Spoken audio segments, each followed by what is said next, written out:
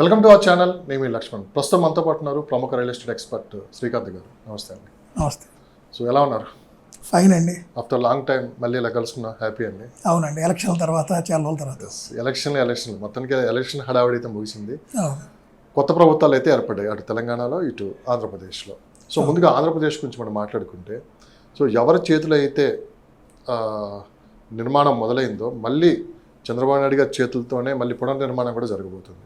అంటే గత 5 సంవత్సరాల్లో గతంలో పాస్ట్ ప్రభుత్వంలో ఏదైతే ఉందో అమరావతి ఏ విధంగా పూర్తిగా నిర్లక్ష్యం చేశారో, సో ఇప్పుడు మళ్ళీ ఒక విజనరీ నాయకుడి చేతుల్లో మళ్ళీ పునర్నిర్మాణం జరగబోతుంది.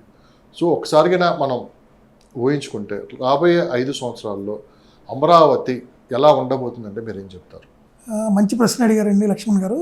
ఇక్కడ మీరు గమనిస్తే ఏదైతే ఆ రోజు అమరావతి అనే దాన్ని ఒక రాజధానిగా అసెంబ్లీ సాక్షిగా ఆ రోజు చంద్రబాబు నాయుడు గారు ప్రకటించడం కానీ, ఆ తర్వాత ప్రజలు కూడా వాలంటీర్గా ఒక 33,000 ఎకరాలు ఆల్మోస్ట్ రాజధానికి స్వచ్ఛందంగా ముందుకొచ్చి గవర్నమెంట్కి ఈ ప్రాంతంలో రాజధాని వస్తే మనకి మంచి ఉద్యోగాలు వస్తాయి, మంచి చదువుకునే కాలేజీలు కానివ్వండి, యూనివర్సిటీలు కానీ వస్తాయి, మంచి వైద్య పరికరాలకు సంబంధించిన సంస్థలు కానివ్వండి, విశ్వవిద్యాలయాలు కానివ్వండి, హాస్పిటల్స్ కానివ్వండి, అట్లా ఇంటర్నేషనల్ స్థాయిలో పెట్టుబడులు బాగా వస్తాయి.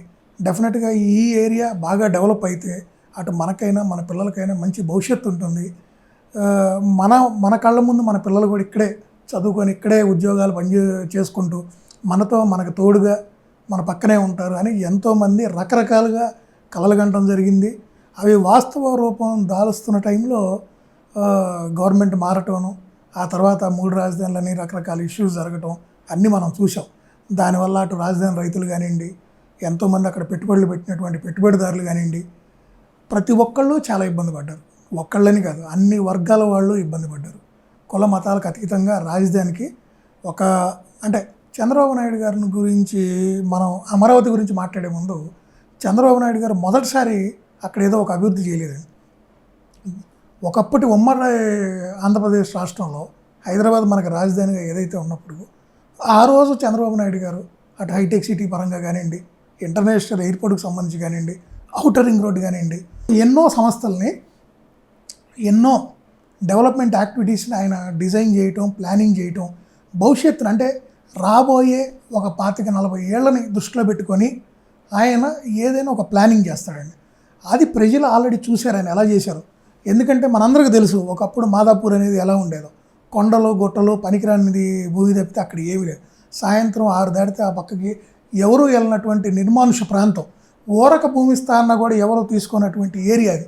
ఎందుకంటే అక్కడ ఆ రాళ్ళు రప్పలు కొండలు అవన్నీ రిమూవ్ చేసి ఏది నిర్మించుకోవాలన్నా ఎంతో వ్యయ ప్రయాసంతో కూడుకుంది.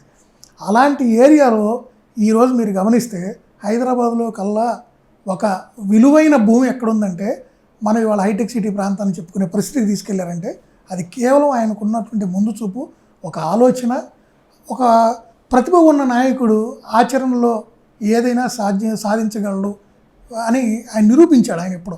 సో దాన్ని చూసే ఇక్కడ అమరావతి ఎప్పుడైతే రాష్ట్రం విడిపోయి కొత్త రాజధాని నిర్మించుకోవాలనుకున్నారో ఆంధ్రప్రదేశ్కి, ఆ రోజు ఆయన ఆలోచన విధానం, ఆయన ఈవెన్ ఆ రోజు అమరావతినే ఎందుకు సెలెక్ట్ చేశారు, అక్కడ మౌలిక వసతులు కానివ్వండి, అది మనకు వాటర్ పరంగా కానివ్వండి, హైవే కనెక్టివిటీ, రోడ్ ట్రాన్స్పోర్టేషన్ పరంగా కానివ్వండి, ఎయిర్పోర్ట్ గన్నవరం ఎయిర్పోర్ట్కి కానివ్వండి, ఇట్లా ప్రతిదీ భవిష్యత్తును దృష్టిలో పెట్టుకొని అందరికి అవసరాలను దృష్టిలో పెట్టుకొని, అలానే అటు శ్రీకాకుళం నుంచి ఇటు కనుక మీరు తిరుపతి వరకు చూసుకుంటే అటు ఇటు మధ్యలో ఉంది కాబట్టి, సో ఏదో రాజధాని తీసుకెళ్ళి ఆయన సొంత నియోజకవర్గం అయిన కుప్పమో లేకపోతే ఆయన సొంత జిల్లా చిత్తూరులో కాకుండా ఒక ప్రజలందరికీ ఉపయోగపడే విధంగా అందరికీ సమన్యాయం చేద్దాం, భవిష్యత్ తరాలకు ఉపయోగపడే విధంగా దాన్ని డెవలప్ చేయాలని ఒక మంచి కృతనిశ్చయంతో దాన్ని స్టార్ట్ చేశారు ఆయన. ప్రజలు కూడా దాన్ని స్వాగతించారు. ఆ స్వాగతించడమే కాదు, మనం గమనిస్తే రాజధానికి సంబంధించినటువంటి ఆయన ప్లాన్ చేసి సింగపూర్ వాళ్ళతో ఆయన ప్లాన్ చేసినటువంటి మాస్టర్ ప్లాన్ కానివ్వండి, ఎంతో అద్భుతమైన మాస్టర్ ప్లాన్ మనం అందరం చూసాం. అన్ని స్ట్రైట్ రోడ్స్ కానివ్వండి, అండర్గ్రౌండ్ డ్రైనేజీ, అండర్గ్రౌండ్ ఎలక్ట్రిసిటీ కానివ్వండి, అన్ని పెద్ద పెద్ద రోడ్లు, అసలు ఆ సీడ్ యాక్సిస్ రోడ్లు కానివ్వండి, ఎంతో అద్భుతమైన ప్రణాళిక అయితే రచించారు. ఇప్పుడు ప్రణాళిక చేయడానికే ఒక 2 సంవత్సరాలు టైం పట్టింది. ఇక్కడ అందరూ అంత టైం వేస్ట్ అయింది, ఇంత టైం ఒకటి మనం ఒక చిన్న ఇల్లు కట్టుకునే ఒక ప్లాను మన ఇంట్లో వాళ్ళు మనం కూర్చొని మనందరం నాకు నచ్చిన విధంగా నా భార్యకి నచ్చాలి, నా భార్య నాకు నచ్చిన విధంగా నా తల్లిదండ్రులకు నచ్చాలి, నా పిల్లలకు కూడా నచ్చాల్సిన పరిస్థితి వచ్చింది ఈరోజు జనరేషన్.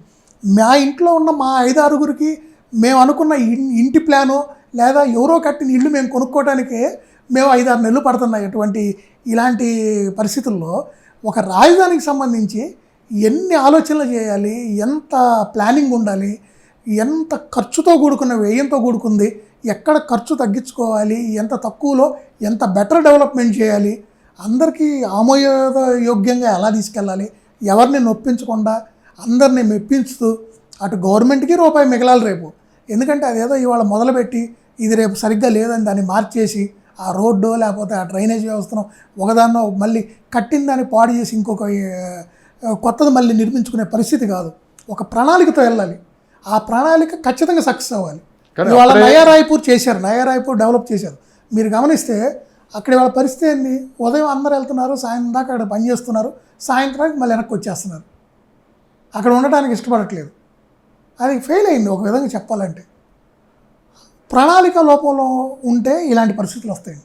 ఆయన అందుకే దాన్ని చాలా జాగ్రత్తగా ప్లాన్ చేసి ఒక పద్ధతి ప్రకారం ఎక్కడ ఏమి రావాలి, రాజధానిలో అన్ని నిర్మాణాలు ఒక చోట కాకుండా ఒక చోట ఐఏఎస్ ఐపీఎస్ క్వార్టర్స్, ఒక చోట జడ్జిలకు సంబంధించింది, ఇంకో చోట government employees, 4th grade employees ఏంది, 2nd గ్రేడ్ ఎంప్లాయీస్ ఏంది, ఇలా వాళ్ళని విడగొట్టి ఎక్కడ ఎవరికి ఏమి ల్యాండ్స్ ఇవ్వాలి.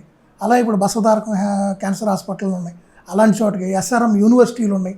ఇట్లా అన్నిటిని విడగొట్టుకొని ఒక చోటే అన్నీ పరిమితం చేయకుండా అమృత యూనివర్సిటీ అని అన్నిటినీ డివైడ్ చేసి, అంటే రాజధానిలో కూడా కేవలం ఒక తుళ్ళూరనో లేకపోతే ఒక ఉద్దండరాయుడుపాలెమనో ఒక చోటకి పరిమితం కాకుండా దాన్ని ఒక పక్కా ప్రణాళిక ప్రకారం అన్ని వైపులా రాజధానిలో కూడా ఒక సర్కిల్ లాగా డెవలప్ చేయాలనే ఒక ఆలోచనతో ఆ రోజు ఒక టైం తీసుకొని డెవలప్ చేశారండి.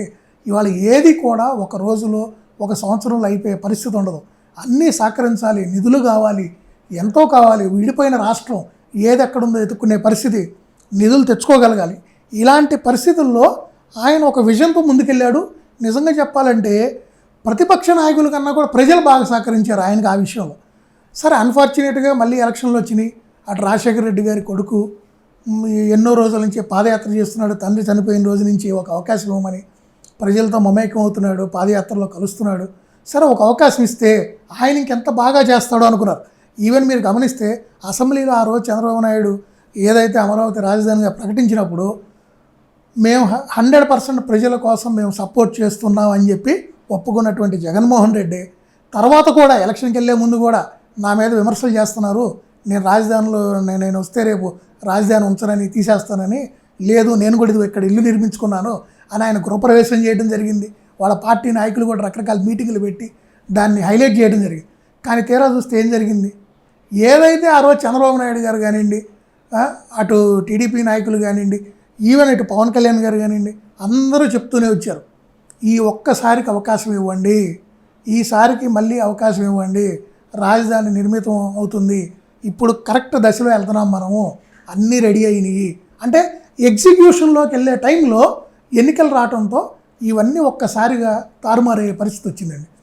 ఎప్పుడైతే జగన్మోహన్ రెడ్డి 3 రాజధానులు అన్నాడో రాజధానిని అతను కంప్లీట్గా చంపేశాడు అని నేను కాదు, ఎంతోమంది మేధావులు, ఎంతోమంది రియల్ ఎస్టేట్ నాలెడ్జ్ ఉన్న వ్యక్తులు, రియల్ ఎస్టేట్లో పెట్టుబడి పెట్టినటువంటి సామాన్యుల ప్రజలు కూడా తెలుసుకున్నారు.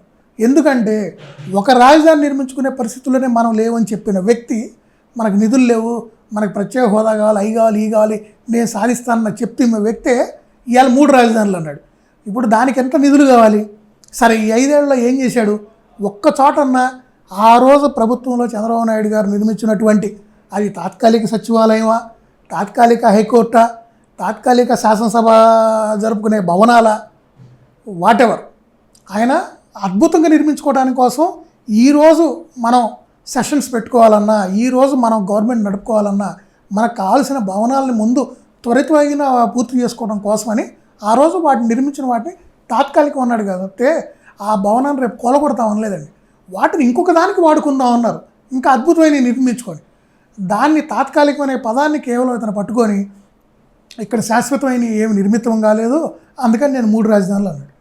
ఈయన వచ్చిన తర్వాత ఈ రాజధానిలో కాదు మిగతా 2 రాజధానిలో ఉన్న ఒక్క భవనం నిర్మించాడా, ఒక్కటి ఏదైనా ఒక యాక్టివిటీ చేశాడా?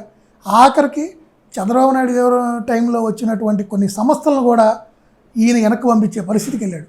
అంటే కంప్లీట్గా ప్రజా వ్యతిరేక కార్యక్రమాలు చేయటం మొదలుపెట్టాడు. అందుకే ఈరోజు చూస్తే ప్రజలు కూడా వాళ్ళ ఎంతోమంది ఎన్నో బాధలు పడి ఎన్నో గవర్నమెంట్ దగ్గర రాజధాని రైతులైతే భౌతిక దాడులకు కూడా పాల్పడ్డారు. వాళ్ళ మీద ఎన్నో వ్యయ ప్రయాసాలు ఓర్చుకొని వాళ్ళు కోర్టుల్లో వాళ్ళ సొంత ఖర్చులతో డబ్బులు చందాలు వేసుకొని కేసులు వాదించుకొని ఎంతో ఇబ్బంది పడి ఎంతో ఫైట్ చేసి ఎట్టకేలకు వాళ్ళు రాజధానిని నిలబెట్టుకునే పరిస్థితిలో మళ్ళీ ఎలక్షన్లు వచ్చినాయి. మళ్ళీ చంద్రబాబు నాయుడు గారు కూటమి ప్రభుత్వం, ఈసారి బీజేపీ వీళ్ళందరూ కలిసి కూటమిగా ఫామ్ అయ్యి చరిత్రలో మళ్ళీ ఇలాంటి గెలుపు కానీ ఎవరూ చూడలేరు అనే అటువంటి గొప్ప విజయం సాధించారు. ఈ విజయం కేవలం ఏదో ఆ పార్టీలు ఆ వ్యక్తులు సాధించిన విజయం కాదు. ప్రజలు ఒక పిచ్చి వ్యక్తి ఒక రాజుగా ఉంటే ఎంత నష్టపోతామో తెలుసుకొని ఆ వ్యక్తిని పక్కన పెట్టి మాకు అభివృద్ధి కావాలి, మాకు భవిష్యత్ తరాలకి మాకు డెవలప్మెంట్ కావాలి, మాకు రాజధాని కావాలి, మాకు ఉద్యోగాలు కావాలి, మాకు ఇక్కడ పెట్టుబడులు పెట్టేవాళ్ళు కావాలి, మా ప్రాంతం అభివృద్ధి చేసేవాళ్ళు కావాలని చెప్పి ప్రభుత్వాన్ని ఎన్నుకోవడం జరిగింది.